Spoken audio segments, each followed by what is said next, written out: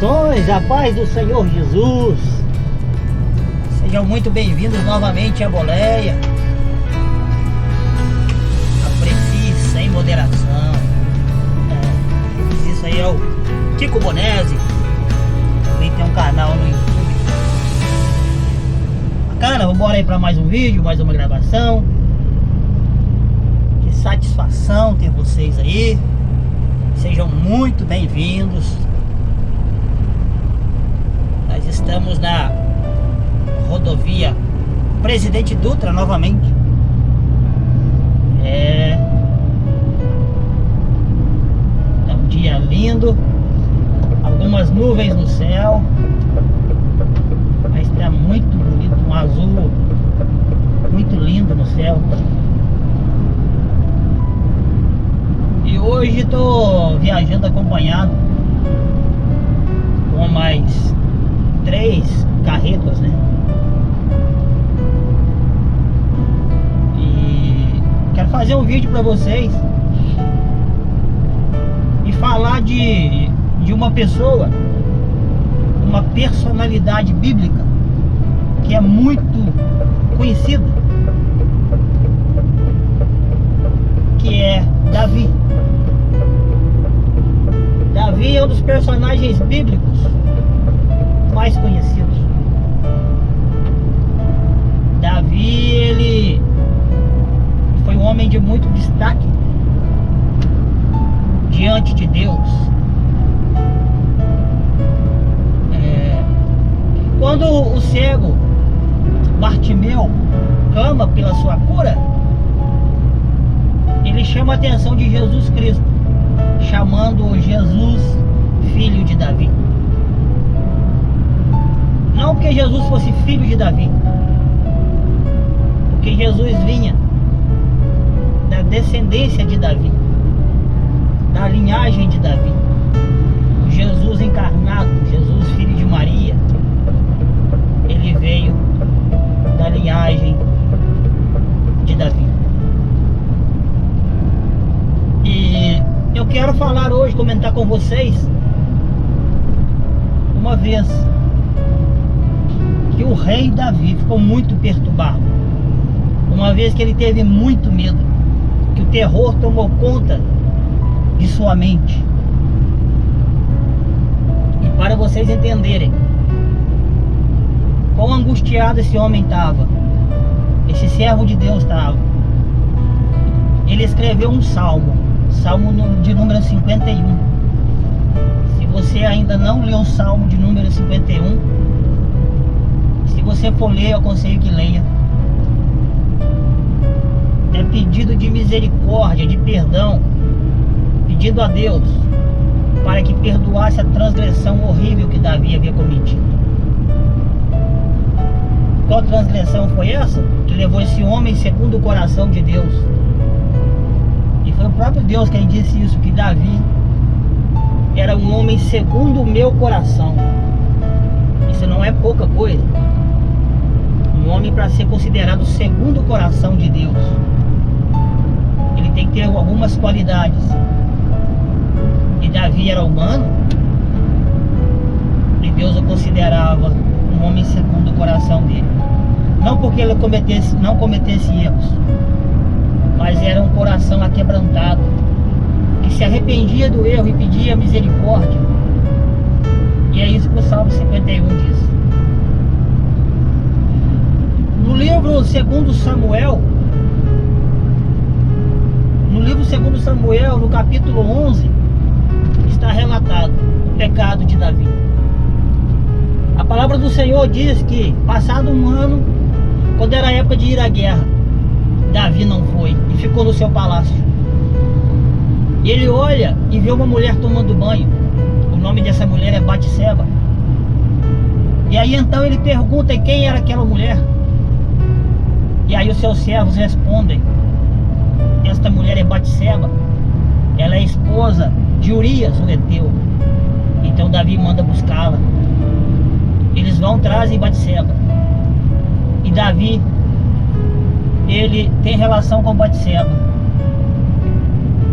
E Batseba, ela gera um filho. ela se engravida. Quando o soldado Urias, que estava no campo de batalha, ele volta, Davi manda trazê-lo, arquitetando um plano. Davi encontra com esse soldado e por mais de uma vez ele tenta convencer Urias a ir para sua casa para ter com sua esposa, imaginando que se Urias estivesse com a sua esposa, com Batseba, aí aquele filho que estava no ventre de Batseba, que era de Davi, poderia ser considerado filho de Urias. Mas Urias era um soldado tão dedicado na batalha, tão dedicado ao rei, dedicado ao exército, e o rei era o próprio Davi, aos seus parceiros, amigos de batalha, que ele se negou a ir para casa. A resposta de Urias foi que não era certo, enquanto que os soldados estivessem na batalha, morrendo, que ele fosse para sua casa ter com sua esposa. E aí então, não havendo jeito, Davi traça um segundo plano, e esse pior do que o primeiro ainda. Davi, ele envia este soldado Urias para que voltasse para o campo de batalha. E chegando-se ao próprio Urias, Davi, ele entrega uma carta de recomendação ao comandante da guarda, ao comandante do exército, dizendo que colocasse Urias na frente do exército, onde a batalha fosse mais forte, mais perigosa. E o próprio soldado Urias entrega essa carta ao comandante. E assim o comandante, obedecendo a ordem do rei, coloca esse soldado, e ele morre na batalha. Quando essa notícia chega para Davi, parecia que havia resolvido o problema, havia solucionado o problema. Davi tinha sido o causador da morte de um homem justo, de um soldado justo. E aí então, Davi toma Batseba como sua esposa, como sua mulher, e começa a viver com ela. Passa-se o tempo, quando parecia que tudo ia bem, que nada aconteceria, quando tudo estava bem, a criança já havia nascido. E aí então, Deus levanta um profeta, o profeta Natan. E esse profeta Natan, da parte do Senhor, vai ter com Davi. E diz que havia um homem, um servo, um homem pobre, que ele tinha apenas uma criação, enquanto o outro homem era rico, tinha várias vacas, várias criações. Mas quando esse homem rico recebe uma visita, o que esse homem faz? É deixar do seu rebanho, ir até aquele homem pobre, e pega daquele homem a única criação que ele tinha, a única que sustentava aquela família, e a mata. E aí então o profeta Natan, ele questiona Davi, o que deveria ser feito com esse homem rico? E Davi muito se irrita e diz que este homem rico é digno de morte. E então o profeta Natan coloca o dedo na cara de Davi e diz: tu és este homem. Oh glória! Com Deus não se brinca, com Deus não se zomba. Eu estou contando a história, estou relatando a história, eu não estou lendo. Então eu estou comentando a história. E aí Deus diz, através do profeta, que Davi nunca mais teria paz na tua casa, que levantaria um mal de dentro da casa de Davi, que nunca mais haveria paz, e o que Davi havia feito em escondido, achando que ninguém estava vendo, Deus disse que faria em público, diante de todo Israel, e perante o sol, ou seja, durante o dia, o que Deus faria com Davi. A justiça de Deus viria sobre Davi, para que todos vissem. E Deus disse para Davi que tiraria de suas mulheres e daria a outros homens. E disse mais ainda, que Davi iria passar por muitos problemas. E os problemas que vieram a seguir, eu vou relatar um dos piores do que aconteceu na casa de Davi. Davi tinha vários filhos, e um desses filhos ele se chamava Aminon. Aminon, filho de Davi. Aminon se interessa pela sua irmã de sangue, também filha de Davi, chamada Tamar. E Aminon maquina um plano. Ele mais um irmão, e o irmão dá ideia para ele: você finge estar doente e pede para Tamar cuidar de você. E você se deita no teu leito e pede para Tamar trazer comida para você. E assim fizeram. E quando Tamar chega para o seu irmão Aminon com alimento para ele, ele agarra Tamar e se deita com ela e violenta a sua própria irmã. Isso é algo horrível na casa de Davi. Davi, quando fica sabendo, ele fica muito triste. Quem não ficaria? Mas o pior ainda estava por vir. Um outro filho de Davi, chamado Absalão. Absalão, ao ouvir do fato ocorrido, ele não só entristece, mas ele se irrita grandemente e maquina um plano perverso. Ele mais seus irmãos chamam Aminon para sair e diz para os seus irmãos: quando nós estivermos fora, vocês se lançarão sobre Aminon e o matarão. E assim fazem. Então, a mando de Absalão, os filhos de Davi mataram seu próprio irmão. Ou seja, Davi tinha um filho morto. Esse filho morto que havia violentado a sua irmã Tamar. Tem um filho assassino maquiavélico chamado Absalão. E aí então Davi, na sua ira, expulsa Absalão. Manda que Absalão saia da tua presença, expulsa ele do palácio. E Absalão vive errante. Até que um certo tempo, Absalão volta por meio de pessoas que ajudam Absalão e conversam com Davi para que recebesse o seu filho de volta. E Davi o recebe, mas diz que não queria ver a cara do teu filho. Davi não queria ver mais o seu filho. Permitiu que ele ficasse, mas que não entrasse na presença do rei. Um outro erro. E aí então Absalão, ele fica na porta do palácio, na entrada do palácio. E daí para frente as pessoas que vinham ter com Davi para consultar o rei Davi, receber conselhos e direção, Absalão as intercedia na entrada do palácio. E antes que encontrassem com Davi, Absalão as aconselhava. E ainda dizia: se eu tivesse como fazer isso, como se já planejasse tomar o lugar do seu pai. E dizia para as pessoas, e foi conquistando as pessoas dessa maneira, até o ponto que Absalão, ele se revolta e vira inimigo de morte de Davi. E Absalão começa a perseguir Davi. Davi tem que fugir do teu palácio. Davi tem que fugir da ira do próprio filho.